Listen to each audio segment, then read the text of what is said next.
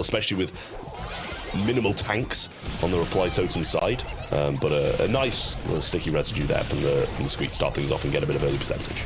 Keeping my eye on Maru. I think he has to be a player here.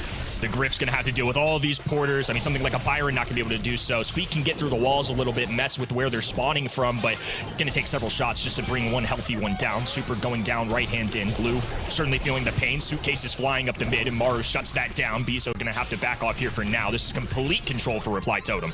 Yeah, I mean, it seems like he's just got non-stop gadgets, to be honest. There's now in the mid is the first time that we've seen the sticky residue not be there, and Biso's going to go down too, and Sabine not finding the connections on Maru here. He's just sliding from left to right and evading pretty much all shots. Mr. P yet to get a porter as well, and ECP are just dying and dying and dying. Yeah, this is a tough look for sure. 2% is all they have mustered so far, and now 70% and climbing for the red roster. Exactly, Squeak can just throw it through these walls. I like the gadget choice as well. I've seen a ton of the long-range one do the cooldown change. Obviously, it's not just 3 gadget per brawler anymore. It's a timer on it, and I think still going with this cutoff and slowdown is a good call. ECLIPSAR Esport for now throwing in the towel trap. 100% to 2. Statement start here for Reply Totem.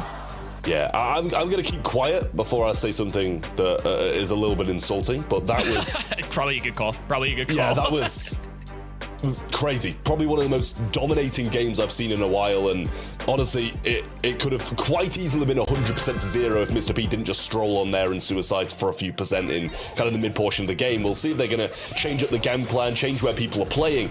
Well, we've got 3 people down the mid here and a sticky residue bursting through the mid already. In fairness, I'd be the exact same way. You just can't have 100 to 0 be on a scorecard trap. I've been there before. Just can't let it fly. Beautiful start once again for Reply Totem as Lou's going to be backed away. Super goes down, doesn't quite connect, but damage already done. All 3 brawlers standing very tall in this hot zone.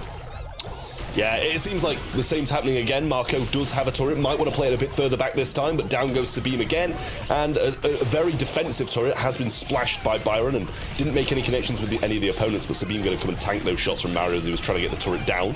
A porter is there as well, but 50% already done. Yeah, it's looking a lot like game number 2. Good news is ECP have over doubled what they got in the first one. Not sure what that's going to be worth. Super going down for grip. Sabine trying to deal with it. Still goes down. Maru somehow survives all of that. Biso gets the last blow, but nonetheless, Totem not wavering.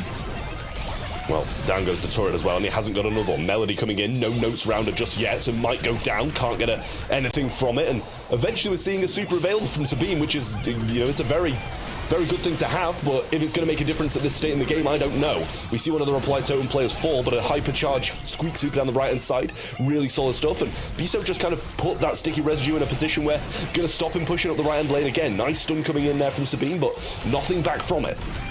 Really hard to retake control, especially if they don't elect to go for any kind of wall break. They got some long-range shots Squeak can kind of throw through, but especially if they're clinging to these walls, even for a team as good as Reply Totem, this could be tough. Hypercharge going through for Biso. This is the most damage we've really seen out of this team, and finally some signs of life. Maru surviving, though, might be the nail in the coffin. He's dancing around these porters. Sabine trying to get the shots down. It's just enough to bring him with him, but Mari just going to step up, has enough health points to finish this off. And even though it was a little shaky in that game number 2, overall, Totem with a dominant performance to start off our day. I mean, it was better from ECP, but they were out the game before they got into it. That's the issue. They managed to get 55% or something like that in the second. First game, they were completely out of it. Can I just ask, where the hell is Mori playing from as well? Like, some dungeon?